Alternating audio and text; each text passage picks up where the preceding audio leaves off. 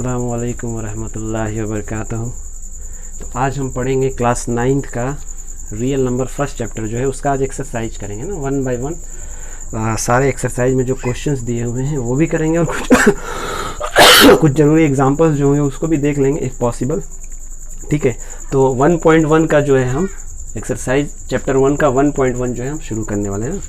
तो देखिए, जो सबसे पहला क्वेश्चन दिया हुआ है आपके एनसीईआरटी बुक में, वो पूछा ये जा रहा है कि is zero rational number, can you write in the form of p by q where p and q are integer and q does not equal to zero. पूछ रहा है कि क्या जो ज़ीरो होता है ये जो है ना, क्या ज़ीरो जो है एक रेशनल नंबर है, ये पूछ रहा है ना। क्वेश्चन में पूछने का मतलब ये है कि रेशनल नंबर है क्या ये ज़ीरो जो है, ज़ीरो क्या रेशनल नंबर है, और अगर है तो क्या मैं इसको p by q के फॉर्म में लिख सकता हूँ, और अगर लिख सकता हूँ तो क्या q जो है क्या मैं इसको p by q के फॉर्म में लिख सकता हूँ, ये पूछा जा रहा है ना। लिख सकता हूँ कि नहीं लिख सकता हूँ, क्वेश्चन मार्क है। और क्या अगर ऐसा लिख सकता हूँ तो q does not equal to zero तो नहीं होगा ना, ये भी पूछा जा रहा है। ठीक है, तो चलो इसका जवाब दे देते हैं हमें ना, सिंपली यस। ज़ीरो जो है एक रेशनल नंबर है, आप लोग ने कॉन्सेप्ट वाले वीडियो में देखा था कि ज़ीरो एक रेशनल नंबर है बेसिकली। तो इसको p by q के फॉर्म में कैसे लिख सकते हैं, वेरी सिंपल। ज़ीरो को देखो आप बेटा, ज़ीरो को ऐसे लिख सकते हो क्या, 0 अपॉन में 1 या 0 अपॉन में 2 या 0 अपॉन में 3। देखो ज़ीरो में किसी नंबर का डिवाइड करते हो तो क्या आता है, ज़ीरो ही तो आता है। करके देख लो, ये देखो, ये ज़ीरो ले लो, किसी भी नंबर से डिवाइड करो या किसी भी चीज़ से डिवाइड कर दो, चौक डस्टर कुत्ता बिल्ली, किसी चीज़ से जीरो को डिवाइड करोगे ज़ीरो आ जाएगा। देखो कैसे, मैं 4 से डिवाइड करता हूँ। ठीक है, तो 4 का टेबल पढ़ूंगा, 4 1 जा 4, यहाँ पे ज़्यादा आ जाएगा। तो 4 0 जा 0, 4 0 जा 0, यहाँ पे क्या आ जाएगा, ज़ीरो ही आएगा। फिर इसको भी कटाओ तो यहाँ पे क्या आएगा, ज़ीरो ही तो आएगा। 5 से करोगे तो भी 5 0 जा 0 है ना। तो समझ में आया, 0 अपॉन में 1, 0 अपॉन में 2, 0 अपॉन में 3, चाहे आप कुछ भी लिखते जाओ है ना, 0 अपॉन में 100, ये सब क्या है, ये सारा का सारा जो है ज़ीरो ही है। तो देखो p by q, p by q, p by q, p by q आया कि नहीं आया, p ज़ीरो इंटीजर है ना, ये भी इंटीजर। ओके फिर पूछा जा रहा है क्या q does not equal to zero होगा। यस, ये देखिए ज़ीरो तो नहीं है ना, ज़ीरो तो नहीं है ना, ज़ीरो तो नहीं है ना, ज़ीरो तो नहीं है ना। समझ में आया। तो yes, zero is a rational number. Yes, we can write in the form of p by q। Yes, q does not equal to zero, right. अच्छा, आपको एक कन्फ्यूज़न होगा कि सर फिर 0 अपॉन में 0 क्या होगा, क्योंकि ठीक है ऊपर अगर 0 है, अगर नीचे ये कंडीशन फुलफिल ना हो और q इज इक्वल टू 0 आ जाए तो क्या होगा, तो फिर नीचे 0 हो जाएगा। तो 0 अपॉन में 0 क्या होता है, तो 0 अपॉन में 0 जो होता है वो, इसको हम इनडिटरमाइन बोलते हैं, जिसको हम बता ही नहीं सकते, कुछ भी हो सकता है, जो मर्जी करे रख लो। यहाँ पे मैं आप ही को रख लेता हूँ है ना। 0 अपॉन में 0 is equal to you also. कैसे, देखो इसका इससे मल्टीप्लाई करते हैं तो ये आना चाहिए कि नहीं आना चाहिए। आपको बेसिक जो है अलजेब्रा मालूम है कि अगर 8 डिवाइडेड बाई 2 है तो इज इक्वल टू 4 आता है। तो 2 इंटू 4 क्या आता है, 8। इसका मतलब ये सही है। तो 0 अपॉन में 0 इज इक्वल टू, ये आपका ही नाम लिख लेता हूँ है ना, चलो आपका नाम लिख लेता हूँ, वसीम। तो 0 अपॉन में 0 वसीम भी हो सकता है, नसीम भी हो सकता है, कुछ भी लिख लो है ना, एनीथिंग। इसके अलावा कोई नंबर भी लिख लो, 1 लिख लो, 2 लिख लो, 3 लिख लो, 4 लिख लो, क्योंकि इसका जब इससे मल्टीप्लाई करोगे तो यहाँ पे क्या आ जाएगा, 0।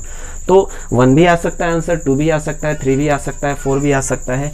तो इस फॉर्मेट को हम क्या बोल सकते हैं कि भाई आंसर 1 होगा कि 2 होगा कि 3 होगा कि 4 होगा, हम डिटरमाइन ही नहीं कर पा रहे हैं क्या आंसर होगा, सब हो सकता है। इसलिए हम इसको लिखते हैं कि ये जो होता है इनडिटर्मिनेंट होता है, इनडिटरमिनेंट। आप क्लास 11th में इस चीज़ को पढ़ेंगे है ना। 0 अपॉन में 0 क्या होता है बेटा, इनडिटर्मिनेंट होता है। और यही 0 अगर ऊपर हो जाए और नीचे कोई इंटीजर आने लगे, सॉरी मैं ऊपर अगर कोई इंटीजर हो जाए नीचे 0 हो जाए, 1 अपॉन में 0, 2 अपॉन में 0, 3 अपॉन में 0, तो ये जो है अनडिफाइंड नंबर होगा, हम इसको पता ही नहीं कर सकते हैं। करके देख लो आप, देखो यहाँ पे कोई भी इंटीजर रख लो, 1 ही रखो, 0 से डिवाइड करो, कितनी बार ले जाऊँ, जितनी बार भी ले जाऊँगा, 5 बार ले जाऊँगा, यहाँ पे क्या आ जाएगा, 0 ही आ जाएगा, फिर से मेरा 1 आ गया। 10 बार ले जाऊँगा, फिर से मेरा यहाँ पे 0 ही आ जाएगा फिर से। तो ये क्या मैं इसको कभी डिवाइड कर पाऊँगा पूरा, नहीं, यहाँ पे नंबर बढ़ता ही जाएगा। तो यहाँ से क्या समझ में आ रहा है कि एक चीज़ तो बोल सकते हैं कि ये इन्फिनिटी हो सकता है ना। इसको ऐसा भी माना जाता है कि इन्फिनिटी, क्योंकि 0 से जब मैं इन्फिनिटी का मल्टीप्लाई करता हूँ तो वो कोई रियल नंबर आ जाता है, लेकिन एक्चुअल में ये सारी चीज़ें नहीं होती हैं। तो मैं इसको क्या बोलता हूँ, अनडिफाइंड है ना। अनडिफाइंड का क्या मतलब होता है, जिसको हम डिफाइन नहीं कर सकते। आप कैलकुलेटर में भी 1 को 0 से डिवाइड करोगे ना, लिख देगा नॉट पॉसिबल या एरर या नॉट डिफाइंड या अनडिफाइंड, इस तरह से मैसेज आएगा आपका कैलकुलेटर में। ठीक है, ये चीज़ें समझ में आई। तो ये हो गया हमारा क्वेश्चन नंबर 1, वेरी सिंपल था। आते हैं क्वेश्चन नंबर 2 की तरफ। क्वेश्चन नंबर 2 हमसे क्या कह रहा है ना, क्वेश्चन नंबर 2 कह रहा है find 6 rational number between 3 and 4। देखो यहाँ पे फाइंड 6 रेशनल नंबर किसके किसके बीच में, बिटवीन 3 and 4, 3 और 4 के बीच में 6 रेशनल नंबर पता करिए। ये 6 रेशनल नंबर हमको पता करना है। ठीक है ना बेटा, थोड़ा सा इसको अच्छे से लिख दूँ। 6 रेशनल नंबर पता करना है, किसके किसके बीच में, 3 और 4।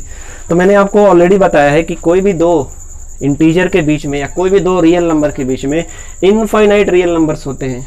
कोई भी 2 रेशनल नंबर के बीच में इनफाइनाइट रेशनल नंबर होते हैं, इनफाइनाइट इरेशनल नंबर होते हैं। अगर मैं नंबर लाइन पे प्लॉट करूँगा, ठीक है, अगर ये 0 हो गया, ये 1 हो गया, ये 2 हो गया, ये 3 हो गया और ये 4 हो गया, 3 4 2 1 0, इधर माइनस। तो देखो 3 और 4 के बीच में कितना डिस्टेंस है, ये डिस्टेंस है ना बेटा, ये डिस्टेंस में कितने पॉइंट होंगे, इनफाइनाइट पॉइंट होंगे। 2 पॉइंट के बीच में इनफाइनाइट पॉइंट होंगे। तो इनफाइनाइट हर एक पॉइंट कितना नंबर लेके बैठा होगा, हर एक पॉइंट एक नंबर लेके बैठा होता है। इसका मतलब इसके बीच में इनफाइनाइट रियल नंबर होंगे या रेशनल नंबर होंगे या इरेशनल नंबर होंगे ना।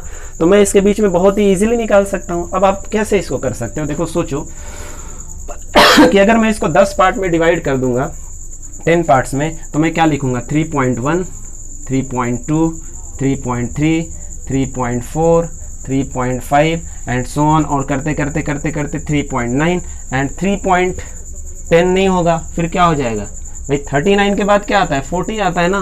तो ये कुछ ऐसा हो जाएगा 4.0। ठीक है, तो ये सारे क्या है भाई, 3 और 4 के बीच ही में तो है ये सारे नंबर। अब आप इसको P/Q के अगर फॉर्म में लिखना चाहते हो तो देखो सिंपल सी बात है P/Q के फॉर्म में हम इसको कैसे बनाएंगे, ये 3 हो गया, इधर 4 हो गया, राइट। मैं इसका डिनोमिनेटर में क्या लूँगा, 1 ही लूँगा ना बेटा, 1 लूँगा। ओके, चलिए बहुत बढ़िया। अब मैंने आपको तरीका बताया था कि ठीक है डिनोमिनेटर सेम है, लेकिन ये 3 और 4 के बीच में कोई इंटीजर्स नहीं है, तो मैं इसको थोड़ा बढ़ाऊँगा, 30 और 40 करने की कोशिश करूँगा। 30 और 40 ये कैसे होगा, 3/1 मल्टीप्लाइड बाई 10/10 कर दूँ। क्या किसी को दिक्कत है, आपको दिक्कत नहीं होना चाहिए, है ना। मैं कुछ भी जो है गलत नहीं कर रहा हूँ। तो ये क्या बन जाएगा, यही जो नंबर है ये क्या बन जाएगा, ये बन गया 30/40। और ये क्या बन गया 30/10। हाँ, ये बन गया 30/10। ये क्या बन गया, ये बन गया 40/10।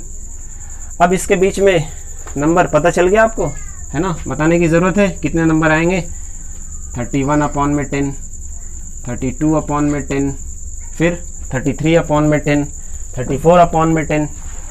अच्छा, ज़रूरी नहीं है कि सिर्फ यही पैटर्न होगा, मैं तो ये समझाने की कोशिश कर रहा हूँ। 33/10, 34/10, इस तरह से 35/10, 36, चलो मैं लिख देता हूँ, है ना, 36/10। अगर मान लो किसी ने ना ये चीज़ नहीं लाया, कुछ दूसरा लाया, तो उसका भी आंसर सही होगा। जरूरी नहीं है कि यही 6 नंबर हैं। मैंने क्या बोला, इनफाइनाइट रेशनल नंबर है इनके बीच में, मैंने उनमें से सिर्फ 6 निकाला है। कोई अगला 6 भी दे सकता है, और जो इससे बिल्कुल अलग होगा तो वो भी सही होगा ना। बात समझ में आई आपको। आप चलो अगला क्वेश्चन देखते हैं। अगला क्वेश्चन ये कह रहा है कि find 5 rational number between 3/5 and 4/5। तो यहाँ से मैं क्या करता हूँ, सिर्फ इसको 3/5 एंड 4/5। ठीक है, ये क्वेश्चन नंबर कौन सा है, क्वेश्चन नंबर 3 है, राइट। फाइंड, यहाँ पे कितना रेशनल नंबर पता करना है हमको, 5, है ना, 5 रेशनल नंबर पता करना है। ये सेम क्वेश्चन है, तो चलो यहाँ से मैं इसको आगे बढ़ा देता हूँ। अब 3/5 और 4/5 के बारे में ज़रा सोचिए कि नंबर लाइन पे कहाँ पे होंगे। जाहिर सी बात है नंबर 1 से क्या है, छोटा है, ये नंबर भी 1 से क्या है, छोटा है। क्यों, अगर ऊपर वाला न्यूमरेटर बड़ा होता है, देखो इसका मतलब ये हुआ, अगर ऊपर वाला न्यूमरेटर छोटा होता है ना डिनोमिनेटर से, तो नंबर 1 से छोटा होता है।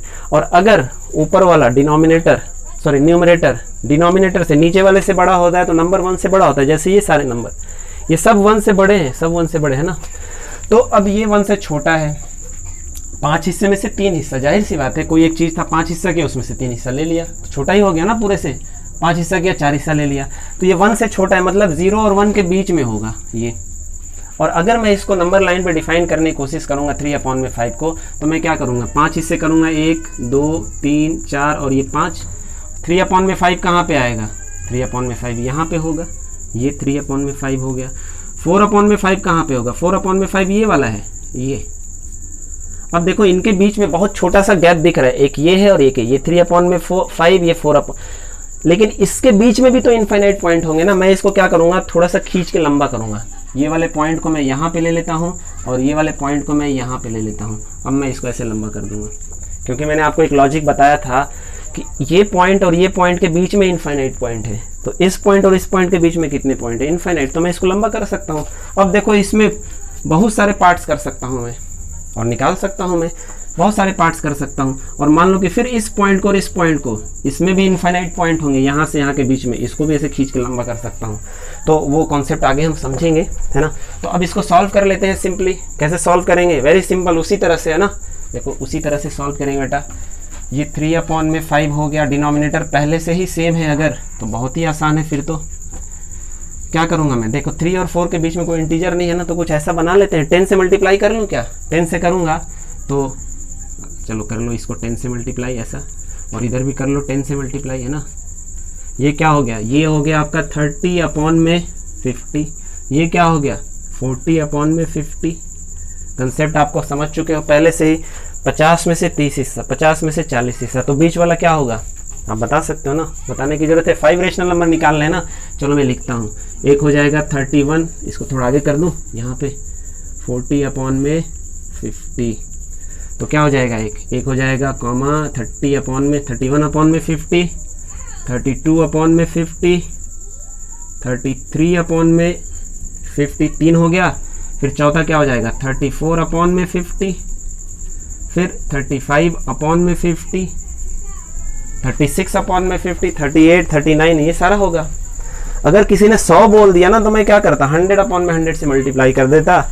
इधर हो जाता 300/500, इधर हो जाता 400/500। तो क्या होता 301/500, 302/500, 399/500। 100 नंबर निकाल लेते। 1000 नंबर बोला जाता तो मैं 1000/1000 से मल्टीप्लाई कर लेता। तो कंसेप्ट मैं समझता हूँ समझ में आ गया। अब देखो कोई अगर आंसर ऐसा नहीं ला रहा है, ये आंसर अगर नहीं ला रहा है, तो इसका मतलब ये नहीं है कि उसका सवाल जो है वो गलत है, आंसर जो है वो गलत है, नहीं। इसके अलावा भी आ सकते, ये सही है, लेकिन इसके अलावा मैं कोई आदमी यहाँ से स्टार्ट करता है 36/50, 37/, उसका भी सही होगा, ठीक है ना। तो चलो ये हमारा क्वेश्चन नंबर 3 हो गया। अच्छा अब जो है अगला क्वेश्चन जो बोल रहा है 4 नंबर का, वो यस और नो में आंसर देना है। वो बोला जा रहा है कि state whether the following statement are true और false, give reason for your answer. अगले 3 जो स्टेटमेंट है वो सही है या गलत है। अगर सही है तो भी रीजन देना है, गलत है तो भी रीजन देना है, ठीक है। तो पहला जो रीजन स्टेटमेंट दिया है, every natural number is a whole number. Book में लिखा हुआ है, आप लोग देखेंगे। फर्स्ट एवरी नेचुरल, चलो मैं लिख देता हूँ, है ना। Every natural number is whole number. क्या ये बात सही है? क्या सारे नेचुरल नंबर होल नंबर होते हैं? नेचुरल नंबर कहाँ से स्टार्ट होता है? नेचुरल नंबर 1 से स्टार्ट होता है, बताया था कल आपको। तो 1 2 3 4 5 6 जो भी नेचुरल नंबर होगा, और होल नंबर कहाँ से स्टार्ट होता है? 0 से। तो जाहिर सी बात है कि देखो यहाँ से जो है स्टार्ट होगा होल नंबर, ये होल नंबर स्टार्ट हो गया, और यहाँ से जो है स्टार्ट होगा वो नेचुरल नंबर। तो सारे जो नेचुरल नंबर है वो होल नंबर में इस लाइन में तो आ ही रहे ना। यहाँ से जो फॉल कर रहा है वो सारा नेचुरल में ही तो फॉल कर रहा है। देखो ये होल नंबर, ये whole number, whole number, whole number. Natural कहाँ से स्टार्ट हो रहा है? यहाँ से। तो ये जो है होल भी है, नेचुरल भी है, तो सारे नेचुरल नंबर अब आगे जाएंगे वो होल भी होगा। तो yes every natural number is a whole number, सही बात है ना। इसमें क्या करेंगे? Yes every natural number is a whole number. दूसरा क्या कह रहा है? दूसरा ये कह रहा है कि every integer is a whole number. इसको भी लिख लेता हूँ, है ना। Every integer is whole number. क्या ये सही है? तो इसको रीजनिंग करते हैं। देखो अब यहाँ पे क्या आ जाएगा हमारा? -1। थोड़ा सा इसको समझने के लिए मैं लिख रहा हूँ, है ना। 0 1, ये 1 है हमारा, है ना। ये 1 थोड़ा छुप गया है। -2 -1 0 1 2 3 ये सब क्या है? इंटीजर चल रहे हैं। इंटीजर कल बताया था मैंने आपको। तो पूछ रहा है कि क्या every integer is a whole number? No, क्या ये होल नंबर है? नहीं, होल नंबर तो यहाँ से स्टार्ट हो रहा है, तो फिर इधर का क्या होगा? इधर का होल नंबर नहीं है, तो क्या सारे इंटीजर होल नंबर हुए? अगर मैं पूछूंगा कि ठीक है -2 क्या है, -2 तो इंटीजर है। एवरी इंटीजर का मतलब मैं कहीं भी हाथ रख दूँ, मैंने यहाँ पे हाथ रख दिया, यस ये इंटीजर है, क्या होल नंबर है? नहीं, होल नंबर तो नहीं, होल नंबर तो यहाँ से स्टार्ट हो रहा है, तो every integer is a whole number? No. ये नंबर है NO, अगर मैं लिखूँ ना तो नो मत समझिएगा आप, नंबर में लिखता हूँ है ना, क्योंकि लिखने का टाइम नहीं है, शॉर्टकट में लिखते हैं, NO के आगे डॉट लगा देता हूँ, नंबर है ना। तो सारे इंटीजर जो है वो होल नंबर नहीं हो सकते हैं। हाँ, सारे होल नंबर इंटीजर होते हैं। इधर होल नंबर देखो, ये सारे ये होल नंबर तो सब इंटीजर ही तो है। सारे नेचुरल नंबर ये भी सब इंटीजर होंगे, लेकिन सारे इंटीजर जो है वो होल नंबर नहीं होते, या सारे इंटीजर नेचुरल नंबर नहीं होते, क्योंकि इधर वाले इंटीजर है लेकिन होल नंबर या नेचुरल नंबर नहीं है। तो इसमें क्या जाएगा आंसर? नो। रीज़न बताया आपको, इसमें यस था हमारा। तीसरा क्या कह रहा है? तीसरा जो है every rational number is a whole number. अब क्या सारे रेशनल नंबर जो होते हैं वो होल नंबर होते हैं, है ना? तो देखो होल नंबर कहाँ से स्टार्ट हो रहा है? यहाँ 0 से स्टार्ट हो रहा है ना बेटा, पूरा 0 के बाद 1 ही आएगा, 1 के बाद 2 ही आएगा। लेकिन आपको मालूम है 0 और 1 के बीच में अभी 2 नंबर हमने लिखा है, 3/5 4/5। 3/5 यहाँ पे होगा, 4/5 यहाँ पे होगा, और 5/5 यहाँ पे होगा। 5/5 क्या बन जाएगा? 1 बनता है, 1 है यहाँ पे। तो पूछा जा रहा है कि क्या सारे रेशनल नंबर होल नंबर होते हैं? यही है ना, yes every rational number is a whole number. मैं लिख देता हूँ, है ना, every rational number is whole number. ये क्वेश्चन का आंसर देना है हमें, तो देख लेते हैं। चलो, होल नंबर यहाँ से स्टार्ट हो रहा है, लेकिन ये भी क्या है? रेशनल। तो क्या ये रेशनल तो है, लेकिन क्या होल है? ये वाला, ये वाला, ये वाला, या इसके बीच में इनफाइनाइट नंबर होंगे? ये सारे क्या होल होंगे? नहीं। तो आंसर क्या होगा? नहीं, सारे जो रेशनल नंबर होते हैं वो होल नंबर नहीं होते हैं। हाँ, 2 एक रेशनल नंबर भी है, होल नंबर भी है, 1 एक रेशनल नंबर भी है, होल नंबर भी है, 0 एक रेशनल भी है, होल भी है, 3 4 है ना, इस तरह से। लेकिन 3 और 4 के बीच में इनफाइनाइट रेशनल नंबर है, तो वो हम लिख सकते हैं। जैसे यहाँ पे हमने लिखा है, सिर्फ 2 को अभी दिखाया है, ये 1/5 हो जाएगा, 2/5, 3/5, 4/5। ये रेशनल है लेकिन होल नंबर नहीं है, तो यहाँ भी क्या आंसर आएगा? नो। ठीक है, क्या ये बात समझ में आई आपको? तो बहुत ही छोटा सा ये जो है हमारा सेटअप है। एक्सरसाइज 1.1 में बहुत ही कम क्वेश्चंस दिए हुए हैं। आप इसके एग्जाम्पल मैं समझता हूँ कि आप लोगों को कर लेना चाहिए। एग्जाम्पल में कुछ है भी नहीं वैसा, है ना, वही घूम फिर के वही सारी चीज़ें हैं, तो आप इसको बहुत अच्छे तरह से कर सकते हैं। नेक्स्ट हमारा वीडियो जो होगा वो एक्सरसाइज 1.2 होगा। ठीक है।